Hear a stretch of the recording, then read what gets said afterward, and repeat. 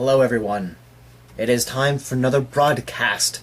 I've been waiting for about 2 weeks now, so it's been slow going. I'm actually surprised they haven't been releasing more frequently, but at the same time I'm not surprised about it because it's they gotta keep us wanting more. They gotta keep the anticipation going, and I have no idea how fast the turnaround on broadcast to release is for these guys. I assume it's quick, but who really knows? I mean, I'm sure the editing takes a while. And coming from someone who's uploaded a lot of stuff in the last year, I understand uploading things and waiting for YouTube to process all the information can take some time. So I don't know, maybe they're uploading these things on a day, like a day before they actually plan on having a release. I don't know. But broadcast number 4 is finally up, and I am excited. Alright, here we go. Are you ready? I'm ready. Are you ready? You're not ready. So prepare for 2 minutes of video followed by probably 20 minutes of me overanalyzing it. Broadcast number 4. Alright, we got a guy in the back alley. He's smoking. Oh my god, is that Tim? Oh, it's out of focus. I can't tell if it's Tim. But it could be Tim. Oh my god, is it Tim? He's smoking, he's got black hair, he's got a shirt and jeans. Why is it out of focus? Tim, come back. Tim. Ah, he's coming back. Ah, he's coming back. Ah, he's coming back. He's coming back. He's coming back. Come on, walk into focus. Oh my god. Just walk into focus. Tim. Walk into focus. Why? Tim.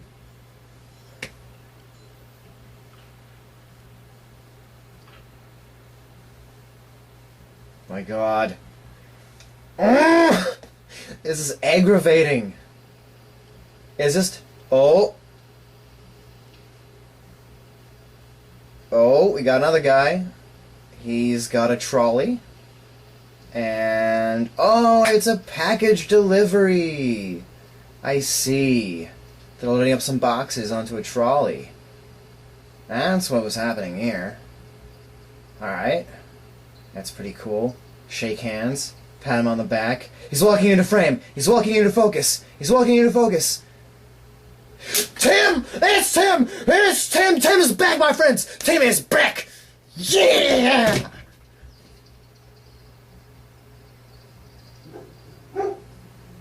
Tim's back! Tim's back!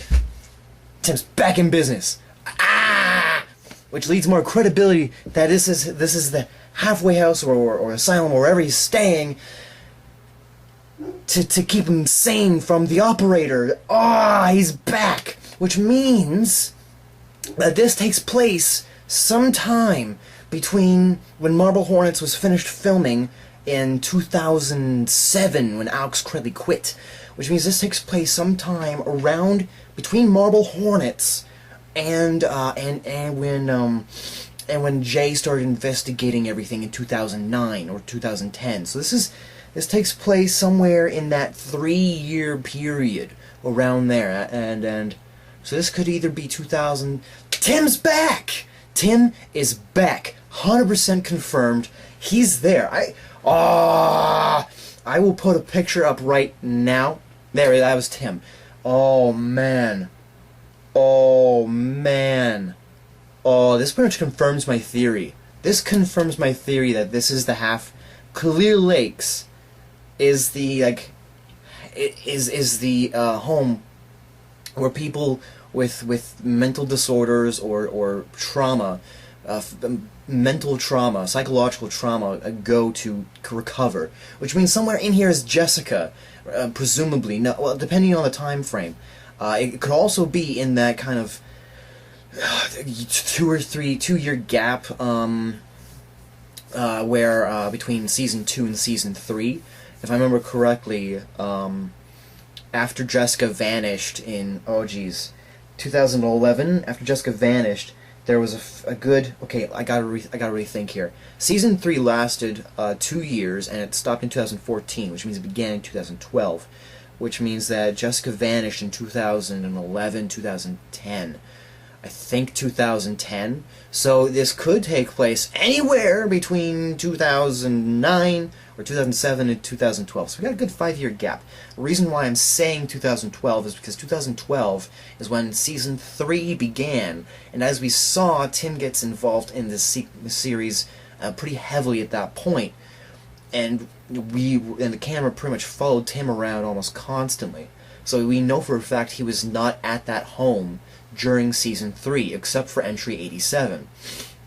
Which means that it's entirely possible that at some point between the beginning of the Marble Hornets, in middle of filming in Marble Hornets, to just before Season 3. It could be at any point between those 3 points.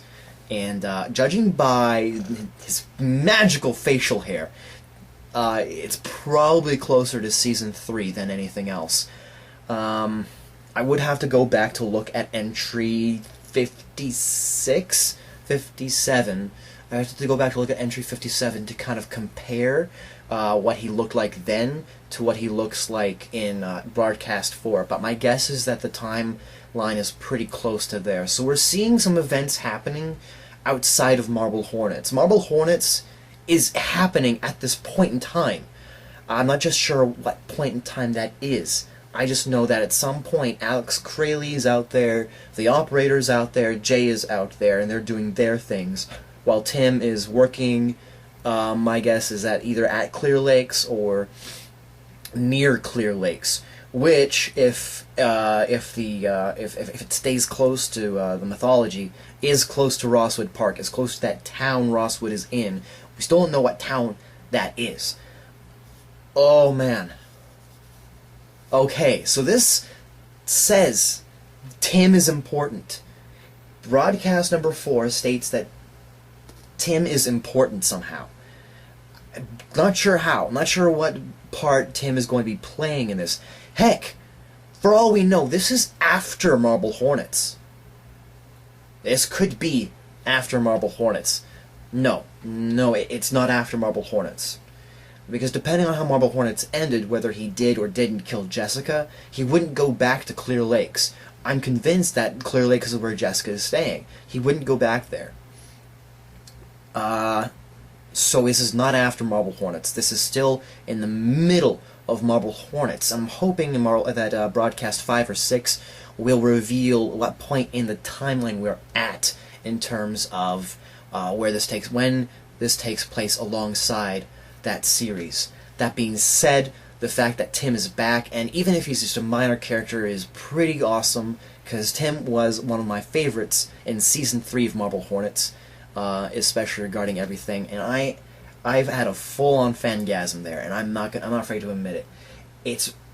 It's rare. It's rare for that to happen in a horror series where I'm cheering on for a character to reappear, for a character to come back.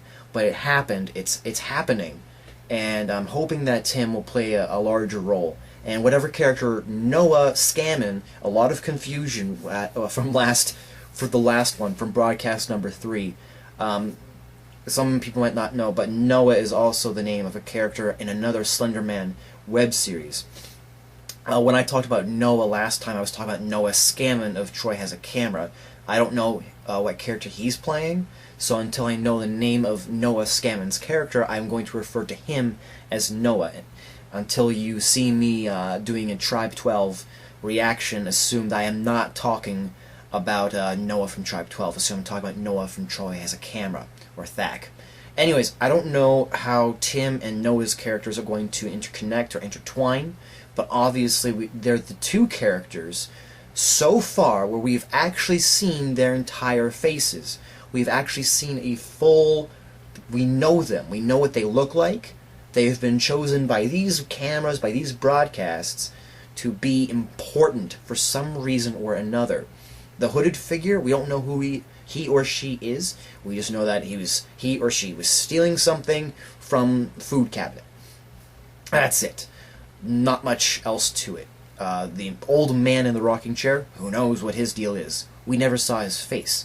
Noah and Tim, we've seen their faces, we know they're important. We know Tim is important because he was a main character in Marble Hornets. Noah, we don't know how he is important, we just know that he is.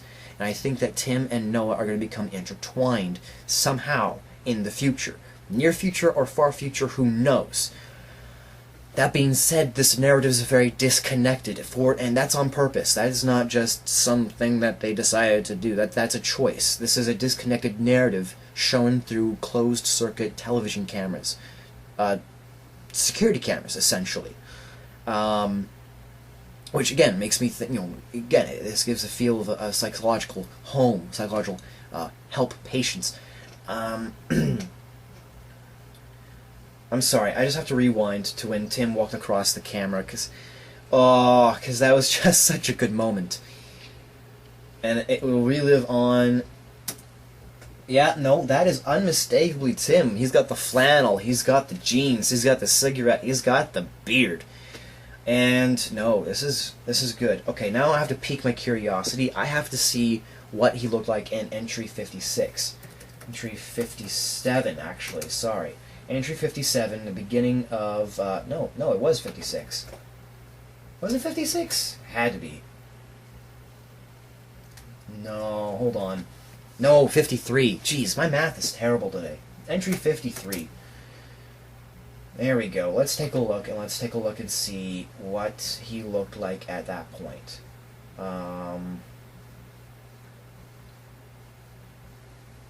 No, in Entry 53, Tim was clean shaven. He was clean shaven. He was taking care of himself. So this hints that it takes place at some other point in the timeline, at some point before Tim or Masky got involved in the events of Marble Hornets, which makes me think this is close to Season 1. Because in Season 2, which took place shortly after Season 1, Tim, when he was unmasked, did not have a beard. In Season 3, in the beginning of Season 3, Tim does not have a beard. And we stick with Tim for the most part throughout Season 3. And so he doesn't have a beard. So this is not Season 2, this is not Season 3, which makes me think this is either Season 1 or even pre-Season 1. Entry 1... Now, Entry 1 was uploaded...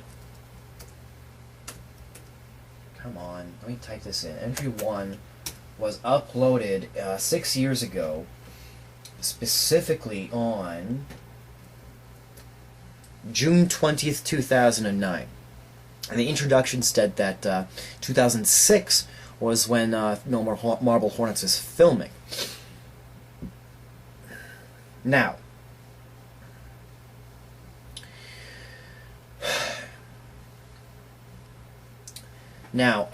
considering that in 2006, Alex decided to scrap Marble Hornets entirely due to the influence he was having from the operator, he would have tried to kill Tim. That didn't work out. That just brought Masky out. But my guess is that this takes place somewhere between 2006 and when the Masked Man, when Masky first shows up, which is, if I'm correct, entry 12, 13 or something like that. Whenever Jay went to the house for the first time is when we first see Masky. So I think it's in between 2006 and 2010. Let's just give it a nice round figure. 4 years. There's a 4-year time gap where this could take place. Again, I'm overanalyzing. I'm getting this off of Tim's facial hair. But I know I'm right, because it's there in the entries. So this takes place as a prequel to Marble Hornets, going on in the 3-year time frame where nothing was happening, where the tapes were just sitting in Jay's closet before he looked at the first few tapes, before Alex even knew that Jay was on his trail.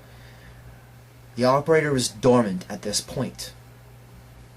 So my guess is that either A, the Operator makes a return in Clear Lakes, or B, something else is going to happen at Clear Lakes that is not directly connected to the Operator, but instead will involve Tim facing some other supernatural force.